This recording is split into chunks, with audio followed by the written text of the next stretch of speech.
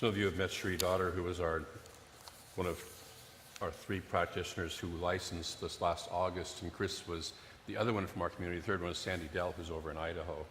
So this is Chris's first time up on the podium as a practitioner. So thank you. Before we forget, one of the things I did want to acknowledge is if this is the time period where you celebrate your anniversary of taking form on this planet, in other words, it's your birthday, either last week, today, or next week, we'd love to acknowledge you if there's anybody having a birthday. Didn't want to skip over that. All right, Robin Bastion is having a birthday. And Julie is having a birthday. And we have a musician to help sing to us, so if you'll stay standing for just a moment. Robin and Julie, happy birthday to you. Happy birthday to you. Birthday? Birthday, dear Robin and Julie. Happy birthday to you. Blessings.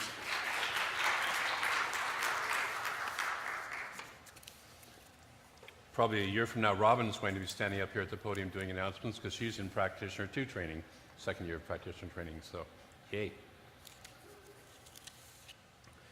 Our talk title today is a reminder that we are created to be happy, purposeful, and enthusiastic. That's why we're created. We're here to have fun. Did you know that? Yeah? My friend Edwin Gaines says, this is the party planet, and you can count on me to do my part. Okay? She's a Unity minister and a teacher of prosperity. The vision statement that this comes out of from the Global Heart Vision is we encourage our community members to live courageous, fearless lives and to be passionate about life's possibilities. Passionate about life's possibilities. We're not here to be spectators on the sideline. You know, my wife once in a while gives me a bad time because when I'm watching a football game, even as a spectator on the sideline, I get sometimes a little passionate about what I'm watching, you know?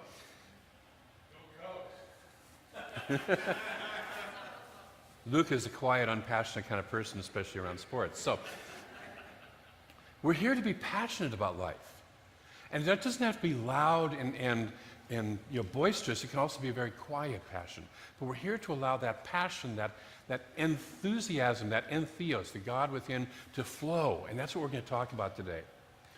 This also reminded me of Ernest Holmes from What We Believe, where he says, we believe in the eternality, the immortality, and the continuity of the individual soul forever and ever expanding. See, we're not here to be stuck and stagnant, right? We are here not only to be, but because the universe itself is expanding. And we can either say, yeah, let's go with that. Or we can say, hold on, I want to shut down for a moment. So like the universe, we are continually expanding. The spiritual life is a continual path. It's not a place to arrive at. It's not I did this meditation, I learned from this yogi, I studied this book, I took these classes, and now I'm done. It's a continuous unfolding. All of life is. Do you want to know if you need to unfold some more? Take your thumb, put it on your wrist. Notice if you have a pulse. Okay? Everybody got a pulse? Everybody here not have a pulse? Okay, you're good. No zombies in the room. No corpses in the room. So we're here to forever expand. We're here to become more than we've ever been before. Isn't that fun? Isn't that cool? So as infinite beings, we're ever expanding into and exploring the infinite love and good.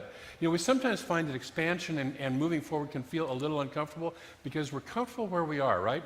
I mean, it's normal for us to, we know how to work where we are, the spot where we are at, right? But to do something more then requires us to, I love Joe Dispenza's just the title of his book, Breaking the Habit of Being Yourself. And we have to break the habit of being who we are now in order to be something more.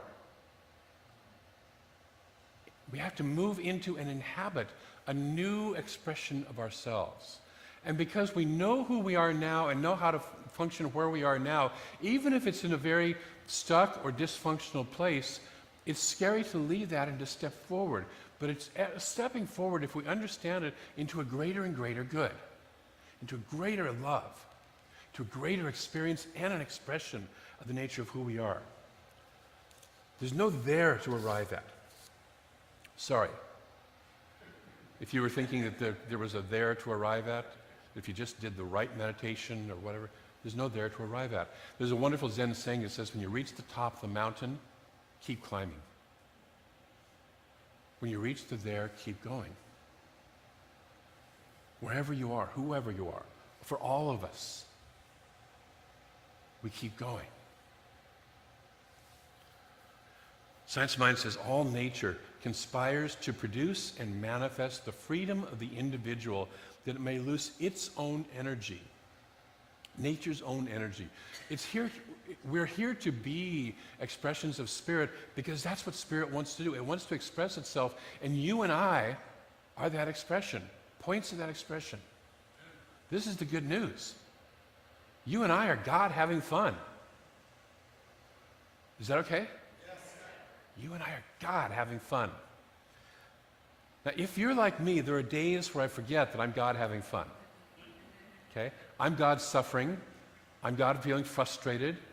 I'm God feeling all sorts of other things. But the real truth is I'm at least here to be, and if I can wake up and pay attention and remember my truth, I'm here to have fun. And for some of us, fun looks scary. Why do we go to scary movies? This is Halloween coming up, right? Why do we go to Halloween? What is it, Halloween 205 coming up now? A movie? I don't know. You know, but all these Halloween movies, all these scary movies, all this stuff. Why do we go to this? Because for some of us, it's fun to be scared. I don't do that stuff. I'm not into horror films. Not my cup of tea. But I'll watch action movies. Okay? So wow, life is a conflict to overcome. You know, I talked a couple weeks ago about I had this little mental thing, so it's like I love to watch a James Bond overcome something, or Jason Bourne, or somebody like that, I love to watch football, watch the Oregon Ducks try to actually play decently this time, They actually played decently this week. They didn't win, but they played decently. We look at this stuff, my lovely Cynthia loves romance movies. You watched one the other day that was a classic definition of chick flick, and I found something else to do because that's just not my thing, But we all create the movie in our lives also, the movies that are running in our lives. And we create them because they're fun at some level of our being. And if you finally sit there and say, you know what, I'm tired of scary movies in my life, guess what? You can change the film. You can change the movie. Watch a chick flick. Watch Awake with Yogananda. Watch a spiritual movie. We don't have to stay where we are. That's the good news. Not only do we not have to stay where we are, the entire universe is conspiring that we don't stay where we are, because there's more fun to be had, more joy, more love, more good to experience. The entire universe is pushing us along. A friend of mine calls it divine discontent. When I'm stuck in a place and I'm feeling kind of feeling unconnected with it, this divine discontent calls and pushes me along until I finally move. In order to move, we have to surrender our old beliefs that keep us stuck, our old ways of doing things. We have to surrender to the flow of spirit. We have to start to say, I'm willing to get as Emerson says, I'm willing to get my bloated nothingness out of the ways of the divine circuits and allow that to move me forward. Michael Beckwith tells me we're not surrendering into the will of some God who, how does he put it, wants us to be poor and stupid and all that stuff. We're surrendering into a God that wants us to be in excellence, to live in excellence. Would you be okay living in excellence? Yes. Yeah, me too. And so that is what we're being lifted into, is lives of excellence where we experience the fullness of the divine in ever greater ways. In order to do that, we have to live with a beginner's mind. A beginner's mind.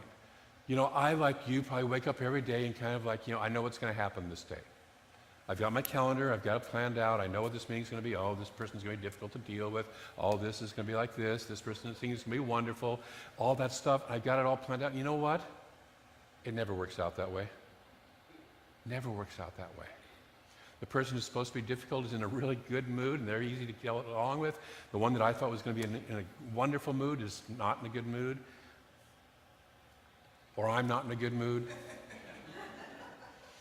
It's so much easier to point fingers, them, they out there. So we have to live with that beginner's mind. I don't know. And I'm curious. I wonder. I'm in this experience of experiencing life with a curiosity. I wonder what's this about. I wonder what's going to happen here. I wonder about who am I more of.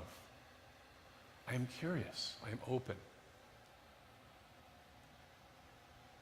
We also have to accept that we have places in our lives where we have blind spots, where we're a little bit asleep. And be willing to wake up. Be willing to say, you know, I might not be right all the time. God, that's hard. I might have to actually admit that I might be asleep here, or I might have more to learn here. And then walk that path to awakening. The most powerful question we can ask is, how can I express more of the divine here? What if you walked into every situation in your life with that consciousness? How can I express more of the nature of the divine here? How can I be more of an opening to the love, the beauty, the intelligence, the wisdom of Spirit, the power of Spirit, here, in this particular exact situation, no matter how big or how small? How can I be more of the divine here? How can I be that? Powerful question. We're a gift of the universe. You and I are a gift of the universe. We are a gift in every circumstance and situation we walk into. We are a gift of love. We're a gift of compassion. We're a gift of wisdom. We're a gift of just calm knowingness. You and I are a gift. You're a gift. Look at the person next to you and say, you are a gift. You are a gift. And then say that with me. I am a gift. I am a gift. What is mine to give? How can I let more of the gift that I am now flow? These are the questions that we can focus on. These are the powerful questions that we can focus on. Not, how did I get into this mess? Why does that person hate my guts? Why is this circumstance happening to me? I know people have Velcro here and Velcro here.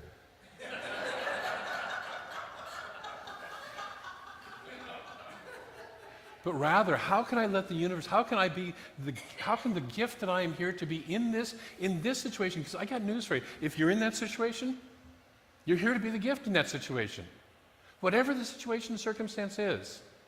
You know, Cynthia was in a car accident, minor car accident a week ago. She was there to be a gift in that situation. The gift is continuing to unfold. Okay? We all are, in any situation, in any circumstances we're in, we're here to be a gift. And if we shift around from, why is this happening to me? What's wrong with that person? What's wrong with me? Or whatever it is, into how can I be the gift here? What is my gift to give here in this circumstance and situation? We are going to change our lives and we are going to change the circumstance and situation. How can I be the gift? What is mine to give? How can I let the gift that I am flow? When I start standing with the giving, when I start vibrating with the giving flow of the universe, because that's what the universe is doing. It is constantly giving. It is constantly flowing. And we're part of that. And when I vibrate with that, I'll no longer be looking for other people to fulfill me. I'll no longer ask what the world can give to me. I'll be looking to say, what am I here to bring to the world? And I'll no longer vibrate with small-minded thinking. I'll no longer vibrate with that because I've chosen to change my vibration to the vibration of universal giving, universal love, power, wisdom, intelligence.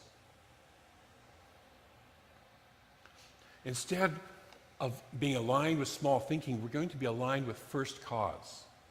We teach here cause and effect, right? We teach that if we want to change the circumstance, which is all effect, all results, it's all in terms of cause and effect, all the circumstances in our lives are effects of either our or other people's past thinking that we've allowed to affect us, right?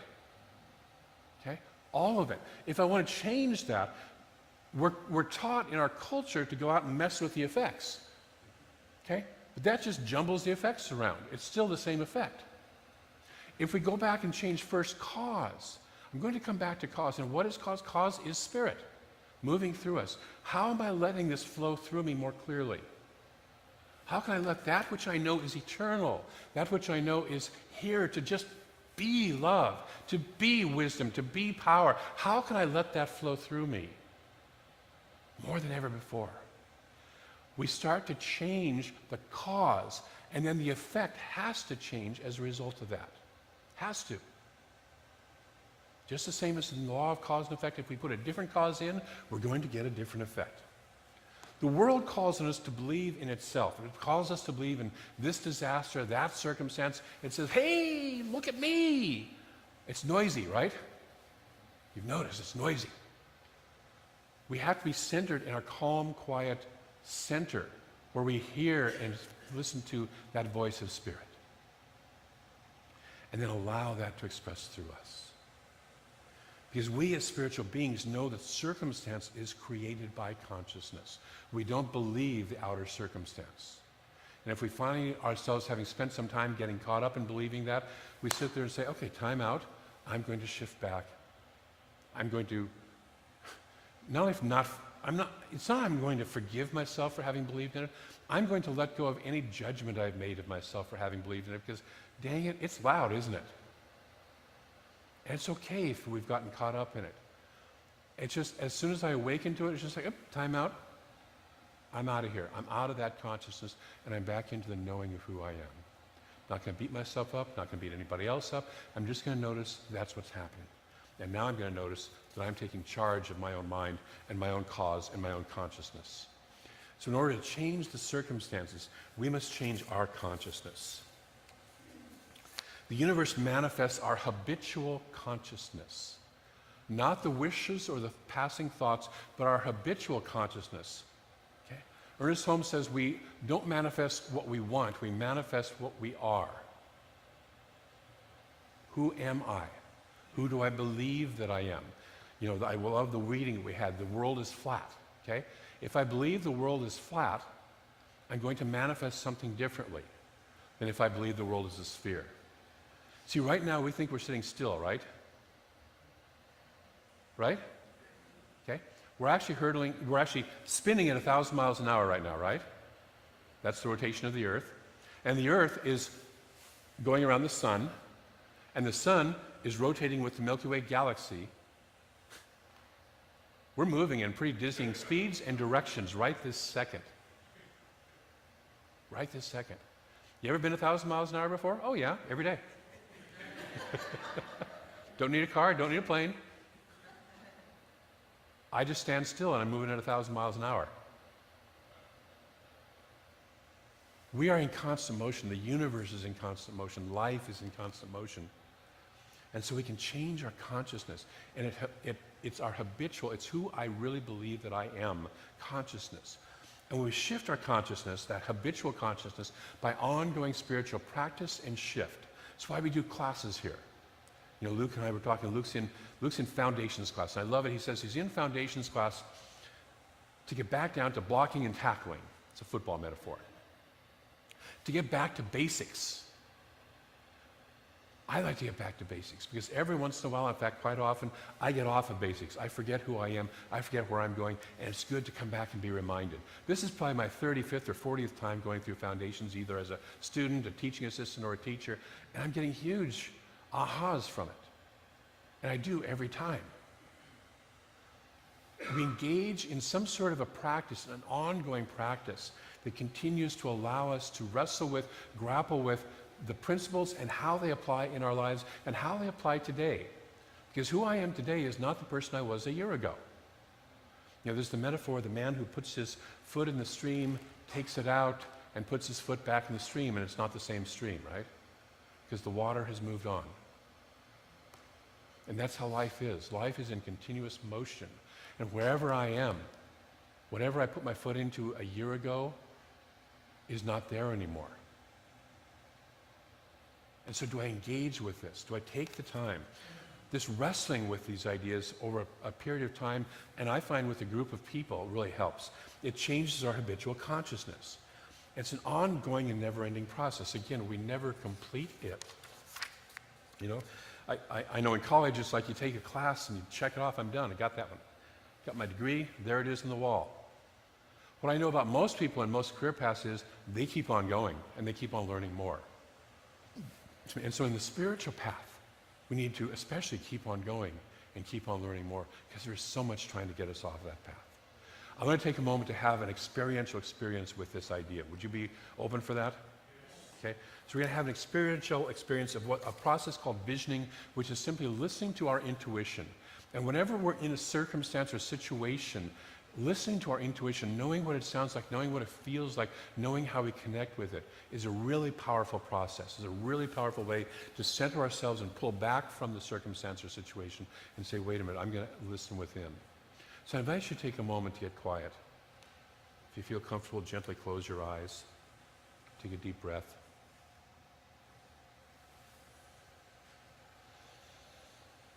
And then take another deep breath and allow yourself to be fully supported by the chair you're sitting in. Just allow yourself to just relax deeply and let the chair do the work. If you find any tension in your body, just let it go.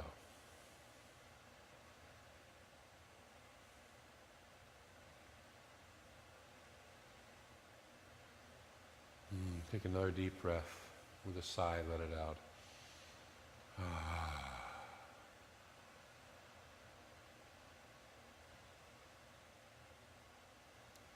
Now allow your attention to come to the awareness that you're immersed in a beautiful field, a warm field of love, a deep, infinite, abiding love that doesn't care what you've done or who you think you are. You are just love. It's been said that God is love, and since you and I are one of God, you are love. You are the love in form, uniquely expressed as you. And so allow yourself to be aware that you're living, moving, having your being, breathing right now in a field of deep, infinite love.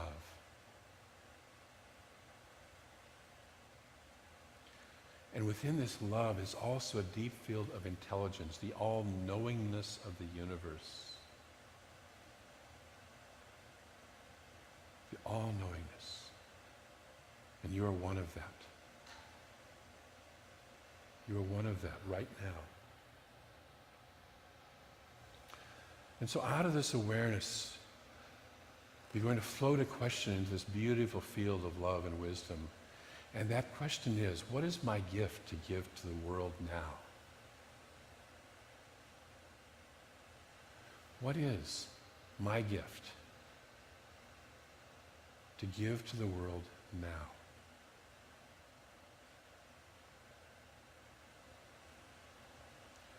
What is the gift that is trying to emerge through me?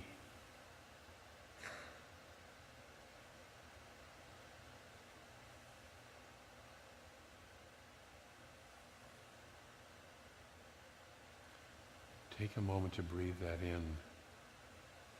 Whether you have an answer or not, you've at least connected with and begun to ask the question. What is the gift that wants to come through me right now into this world? It could be huge, it could be small. Just acknowledging.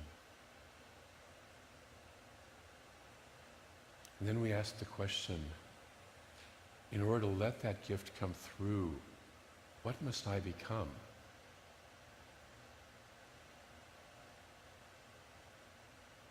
If I step into a new self, if I'm willing to break the habit of being myself, then what is the new self of me that wants to emerge to allow this gift to come through me?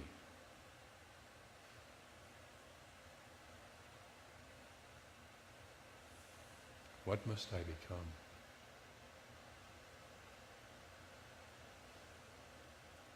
And the balancing question with that is, what must I let go of? What is it that no longer serves me, that's been holding back this gift? Bless you. that I can let go of, that I no longer need to keep dragging along with me.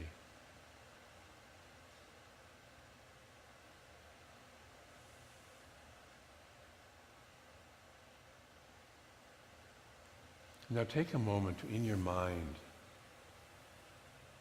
as you take a deep breath, allow yourself to visualize yourself being that person, as if you can step into this new body, this new being, this new person of who you are, this person who is giving the gift, allowing it to flow through you. You step out of the old body and into the new.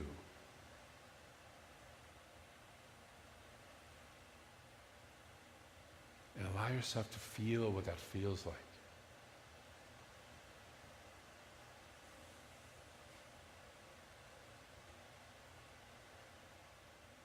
Notice if there's any ties to the old person, and allow any cords that are still attached back to that old person to fall away, to no longer be a part of who you are. Any hooks at that old thinking that you don't want to have anymore, allow the hooks to be taken out of your new beingness, out of your consciousness, and fall to the ground and dissolve. So you stand here now as this new being, free to express who you truly are, free to express the gifts that want to come through you. Breathe that in and let it anchor in the cells of your body. This is real.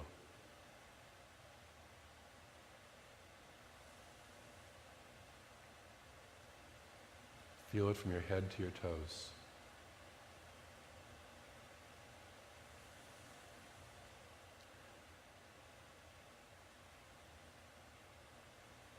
And taking another deep breath in, allow yourself to come back to the awareness of this room as this new being, as this new person.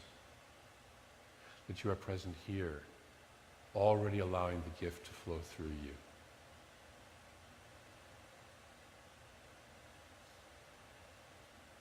Be aware of the chair that you're sitting in, allow it to continue to support this new being.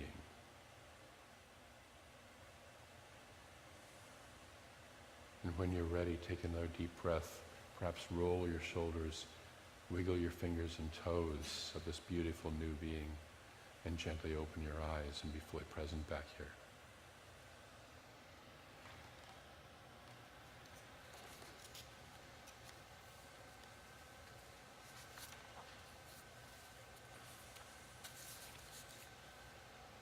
I invite you this week to continue that spiritual practice, to sit with that question of what is the gift that wants to come through me? What must I release in order to let it go? What must I become in order to allow it to be expressed? And then to continue to deepen in the awareness and the experience of this new beingness of who you are. That's the first part of the spiritual practice. Actually, that's the whole spiritual practice. To feel it, to deepen in it, to open up that question. Would you be willing to play with me this week with that? Yeah. It will shift and transform your life, and then you will shift and transform the outer circumstances around you, which will continue to shift and transform this world. Don't underestimate how much influence you have on the world. Yeah. I want to close with one more quote from Ernest Holmes. It says, "It's a great mistake to say, take that which you wish, for you can have anything you like. We do not take what we wish, but we do attract to ourselves that which is like our thought." This is one of his all capital lines here. Man must become more if he wishes to draw a greater good into his life. If you sit with this question, if you sit with this practice, if you allow yourself to become more, you will literally draw that good from the universe into your life and then out into the circumstances beyond. So I invite you this week to play with that, to really, really, really deepen in that. So let's move into prayer.